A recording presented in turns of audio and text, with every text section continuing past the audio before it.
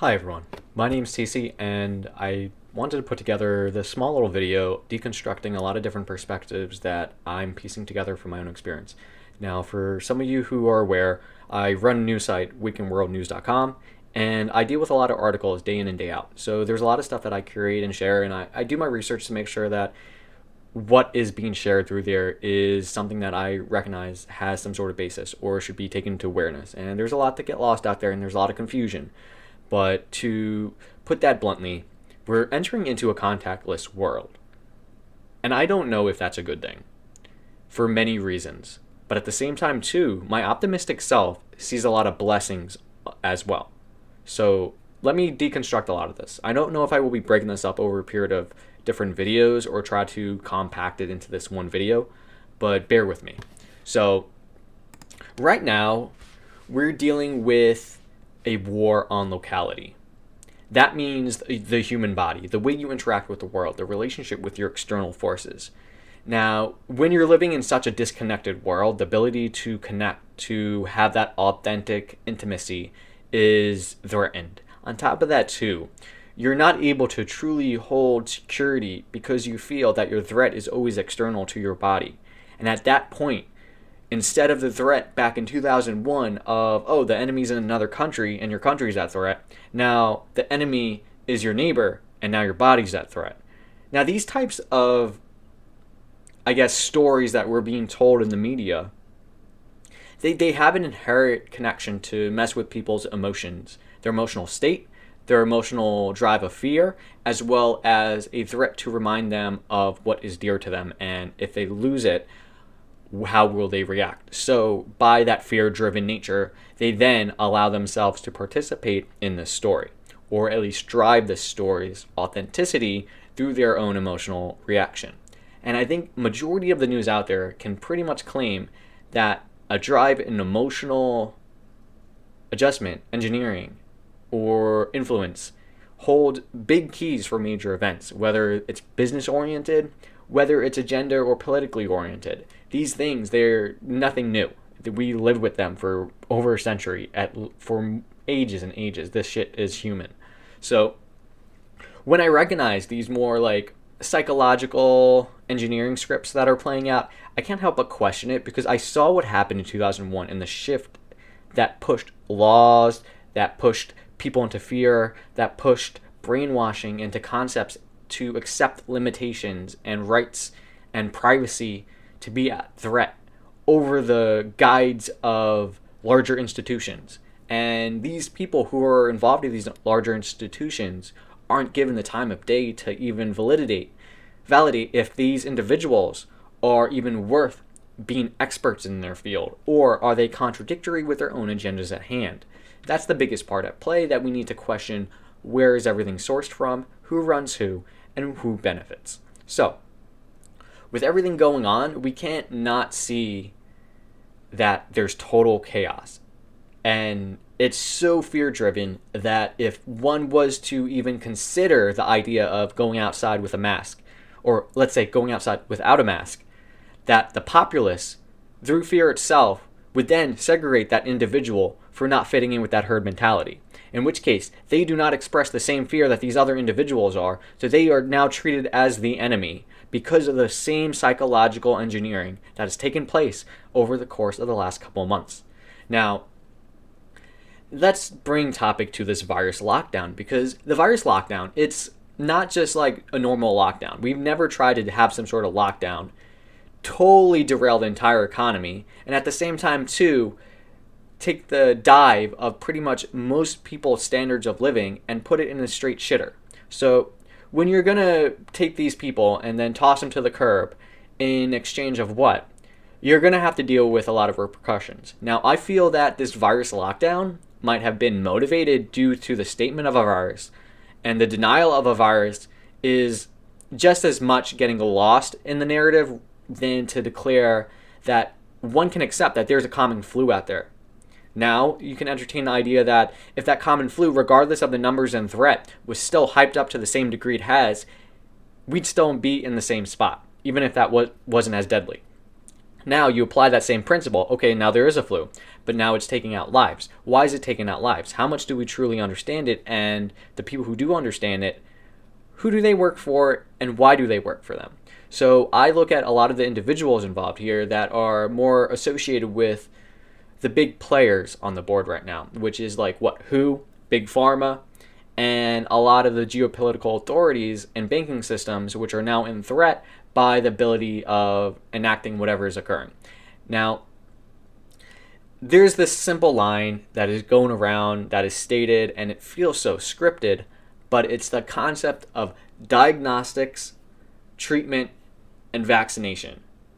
Well, first off, how about we diagnose what's going on here? Because if you look at what the coronavirus is, the strain itself was never really isolated. And if you're trying to have a practice to understand what the real threat is with the technology we have nowadays, this is something that normally people would do.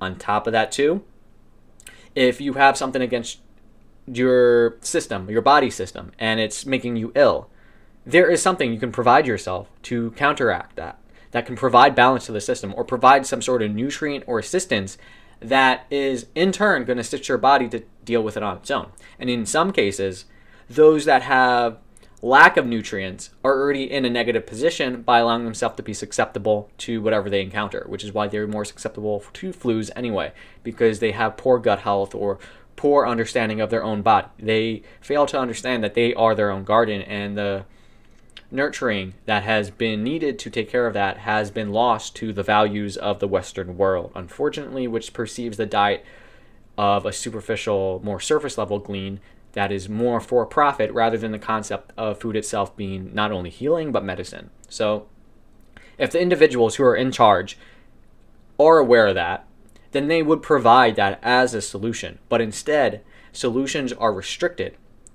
Even alternatives are restricted and are very anti towards the establishments and institutions who are kind of running what is being portrayed right now. Who is giving the statistics, who's telling what people should do, and who's giving the guidelines of what other governments and bodies of institutions should do. And some of these trace back both to Big Pharma and who both coincide with one another. If it wasn't for WHO, Big Pharma would not benefit. If it wasn't for Big Pharma, WHO would not provide the substantial funding to fund all these experiments, to fund their research, to fund whatever it is that they're looking into. And even then, you're dealing with a whole spectrum of experimental research and biolabs that exist, not only U.S. state-owned, but these exist in countries all over the world. So when you're dealing with experimental studies and strains, and this is not just U.S. funded, but there's also Big Pharma involved and other institutions that have their own means, whether you're looking at the chemical companies that are involved with the GMOs, the pesticides, or as well as the modifications of individuals through the use of cellular adjustments, whether it's through amplifications of frequencies or introducing new substances or new proteins or new foreign bodies to the body, which is unknown. And then this then plays a part to influence. Now, if this is by design, it's the difference between allowing food to grow by experimentation to genetically modify. So you're dealing with more of an experimental driven modification. And if you were to play a game as it is, you play the game as it is. But if you want to add some level someone created that doesn't normally exist in the game, you have to mod that. That modification means that there's a change. There's a change in the way things act. There's a way that the natural state of things is not in balance. And you will see that based off the little glitches or the imperfections that will show that this is the creation of an addition. And I think we're seeing that within any strains that are associated with a virus that is indeed going around. And if so, it's purely speculation. We cannot truly identify it because we've never isolated the coronavirus strain. And at the same time, too, if most of these models are based off digital or just 80% close to being this, that we associate it and we divide what the actual pure essence is by just associating the names commonality. So if this is a respiratory issue, we associate this with SARS and all this. And a lot of these classifications of what these viruses are, what they do to your body, don't fully embody what it actually means to actually express what these are. Because if you're dealing with something that actually affects your body, the question is it what is affecting you, or is your body itself not in a good position to handle it from the first place? And I think many of us are in a state that the way we've treated our bodies the way we treat our gut, the way we consume, what we're conscious and aware of we're consuming is all at play here. And those who are susceptible to illnesses are likely going to be those who have no care or awareness of taking care of themselves. And I think a lot of the Western world has traded their convenience for exchange of being cared for, whether it's by the system, external security of a job or week-to-week paycheck, or even the concept of what they apply their own health and medicine by. Many people will give their lives away for the very reverse nature that some of these medical institutions push or put people through, even though that there are very more safer ways or even more easing ways that don't actually kill cells but assist your body in growing at the same time. So when you question these practices, you can't help but being like, all right, if the institution's in charge of whatever's going on is telling you that this is not what you should be looking at, well, these institutions aren't really recognizing the true awareness of what exists in the world, meaning they're limiting the perspective of their viewer and they're treating you like a lower hive mind person, like someone who doesn't know better, so you should take their expertise no matter what. And that's faith-based, faith-based assurance, because you're giving power to these individuals because you recognize something that is common for authority or other nations, that people turn to them for information, so they must be meaning something or it must be true. And that doesn't make everything true, because when we're living in this virus lockdown, we're not only more disconnected from the world, but now everybody's having their own account because they're separating, they're dividing. And I think that's been the name of the game for the past 10 years, to divide, whether you're trying to gain people against one another over this or to create strife through the mere essence of just throwing something that's going to divide people rather than bring them together. And I think that's promoted a lot in media.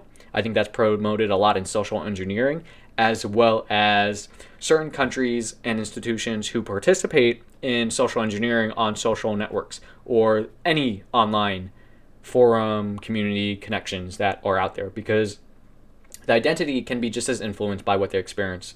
And I think there's a lot of imbalances in the world that some of them are coming from inauthentic sources just as much as they're coming from authentic sources. So if somebody actually means something, they're saying it, that could mean that they actually said it. But I think we're in a world right now that, right, as much as that can be true, there might be an individual who is under the guise of something or somebody else, and they're saying something because it serves a larger agenda or because it serves some sort of higher ability that they themselves can then feel empowered, or they disempower individuals by applying these psychological techniques that attacks their more emotional security. And through that motion, that is how they gain control to more limit people by saying, oh, stay in fear and you're not good enough and keep yourself small, so that the people who already perceive themselves as big and worthwhile, while they perceive you as not worthwhile, and they don't give a shit truly about you if they're not willing to actually recommend good benefits and instead say their solution is the only solution. Because if you ask me, that sounds like the mafia saying they're going to offer protection for the same windows they fucking busted in your shop. So, no sense. So if this is a seasonal flu, then the threat is at question, because I think the data shows that even though there are deaths occurring, some of these deaths are not being weaned out. They're not being associated with purely just the virus. They're just being tossed into a bucket saying, oh, okay, there must have been affected, or it must have been this. And this is totally flawed, because we're getting inaccurate numbers, we're getting inaccurate understandings, and this is only blurring the ability to see clearly in this situation. And I think that's the name of the game, is that they're trying to create such a divide, to create such a chaos, to create such a fog, that it's very difficult to see it all coming together. But because of the mass multi-conglomerate aspects of this all participating all at the same time, we're able to see the little move sets that people take. It's like playing chess. You might not be able to keep up or understand what their next moves are, but you can witness it as it occurring. And then you can start to see why they're playing certain moves, their motivations, and even the means of why they're even stepping into this position, or even providing to show their move. So this is something that I think is worthy and helpful for us to try to better understand what is going on, because I don't think anyone's in any position to state it, but I think we can speculate and get a good understanding by having these communications, having these discussions, and bringing that idea of light out there, not just on the sake of trying to get clarity in all of us, but trying to share ideas so that we can then come together and consider solutions, not only to recognize where have we given power away, but are these power and authority perceived individuals and institutions even worth the merit of the power and authority that we've previously given to them, whether collectively or individually. So a lot of this is in challenge, which is totally fine, because I think there's a lot of incompetence in a lot of these systems and institutions that many people are blindly willing to accept. So as you get a collective wave, that wave then can one day turn into a tsunami. And that tsunami itself is the collective emotions of why we're made of 70% water and live on a planet that is existing within an electromagnetic body. So if we're all connected in this sense, whether you look at it electrically, magnetically, or even the very sense of what we're made out of, we can't help but participate in something that our emotions are valid too. The way we perceive things are valid too. The way we're having an experience are valid too. So when you're putting all this into a mix, there's a degree of our experience with the world around us and the experience of what we have within us. So if that is being challenged, that question then comes back to the individual to answer. Otherwise, you will give your power away and continue to fall into the traps and, I guess, the constructions that the world outside has built for you to be in. Now, question yourself, do you want to be there? Do you think that you're worthy of being there? And at the same time, too, if they think so less of you, are you willing to allow yourself to play into what they want rather than provide yourself the opportunity to opt out of what they're providing out into the world? So I'm going to let that be the message now. And I want to explore more because I think we're entering a lock and key society, and this is disrupt supply. There's a whole war on locality, and this is going down to the cash. This is the push towards the digital world. This is the push towards digitalization at the highest degree. I've already seen news coming out of all sorts of aspects, and I also want to dive into the network, the means, how to isolate a network, how we can see each other as nodes, and how this all plays a part in building an open source society. So until the next video, I hope that this little dissection helps really shape everything. So until next time, thank you and stay true.